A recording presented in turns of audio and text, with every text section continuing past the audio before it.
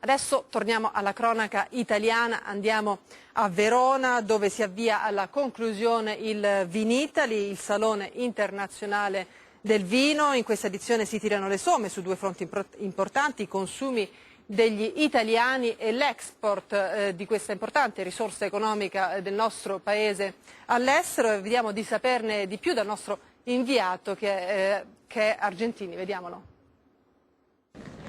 Il detto latino ci ricorda da secoli che il vino è fonte di verità, magari anche inconfessabili, e nella cittadella del Vinitaly serpeggia una domanda a sorpresa: ma non sarà che gli italiani si sono stancati del vino? Le statistiche dicono in effetti che il consumo di vino in Italia si è ridotto drasticamente negli ultimi decenni, si va dai 100 litri degli anni 70 ai circa 45 di oggi.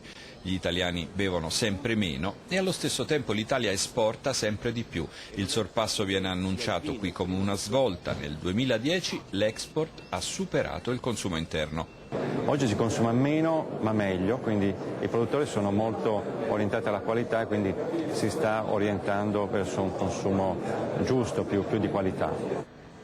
In Italia di fatto aumentano solo i prodotti di fascia alta, le bottiglie da 10 euro in su per capirci, ma nel mirino dei produttori ci sono le regole anti-alcol, qui considerate eccessive e inopportune. Il proibizionismo purtroppo ha sbagliato mirino dal nostro punto di vista, ecco perché con lo stile mediterraneo si riesce invece a ritornare all'educazione e dare un segnale di buonsenso.